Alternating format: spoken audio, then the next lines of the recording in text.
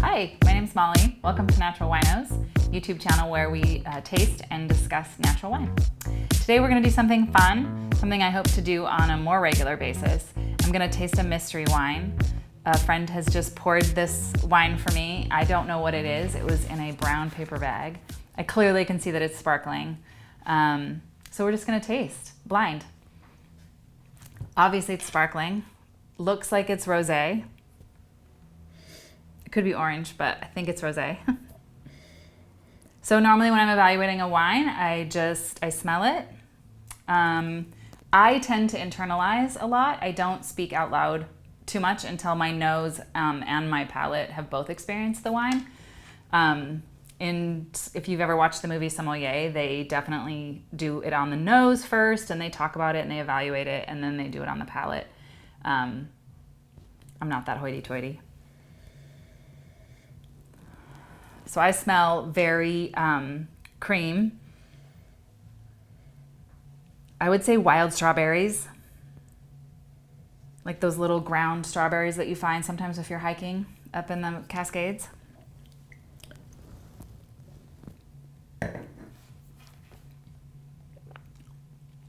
The bubbles are almost not there in the palate, and it's definitely more lemon, candied lemon. Still wild strawberries. It's almost still though, which is fascinating because the bubbles are you can see clearly the bubbles in the glass, but in the palate there's almost none. It's got good acidity, good fruit. So when we were evaluating for exams, you basically, how do I explain? You basically narrow it down by elimination or deduction. So a lot of the fancy, when you see somebody go, this is 1970 Burgundy, it's really just that they have eliminated all these other things because they have that knowledge.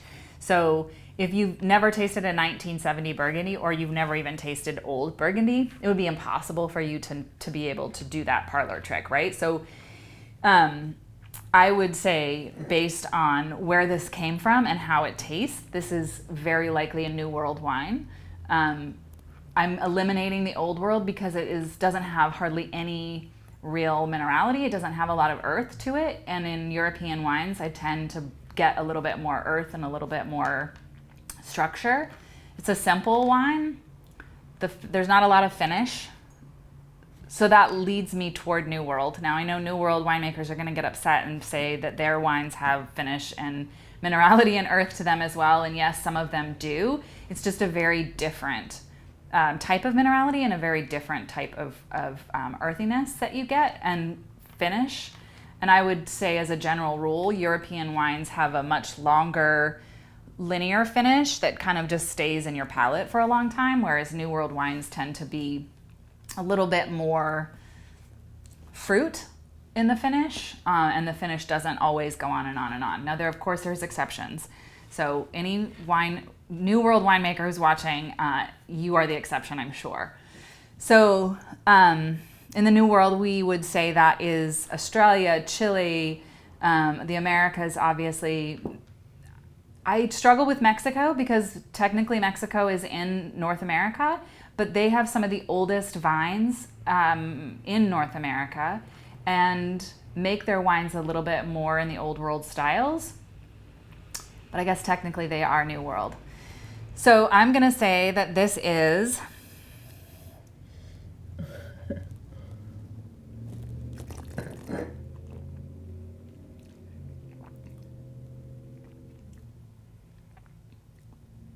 this is New World for sure. I'm going to say it's from here or Oregon.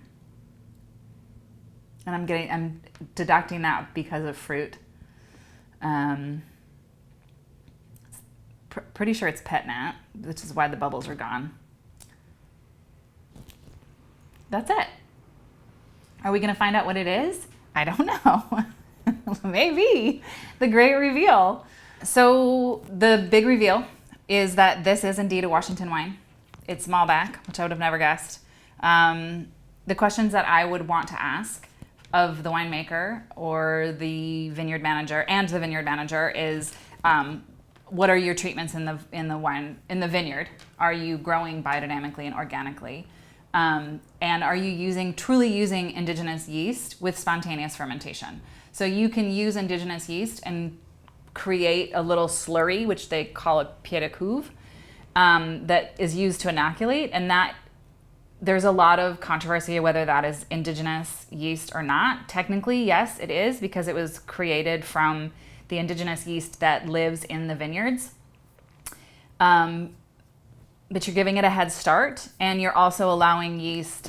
It's potential that you could allow yeast from another source in a slurry that's sitting in your winery or house or basement or wherever you're making this wine. So spontaneous fermentation typically is anything that is spontaneously fermented from the grapes themselves. There's not a lot of natural wine in Washington State. In fact, I didn't know that these people that Savage Grace was making natural wine. It is definitely a pet nat. It's fun to be right when you guess stuff. But I would be super curious to have a conversation with them on what is their version of natural wine. Also, you think about if you're using inoculated yeast for some of your production and then you're using native yeast for other parts of your production, the yeast that you're using that's inoculated, which is created in a lab, is 99.9% of the time going to destroy any indigenous yeast that you have. So I would be very curious to see what they are doing in their winemaking. And if they are truly natural and making all of their production naturally, then I would love to taste with them and have their wine in my little natural wine store. So that was super fun. And I hope that we get to do that more often, do blind tastings. It's not my most favorite thing to do, but I do love to taste and try new things, expand my mind as well. So thanks for joining me today. If you liked any of the content or had fun or have had this wine, please definitely mention it in the comments below or reach out. I love hearing from you guys. Thank you so much, and cheers.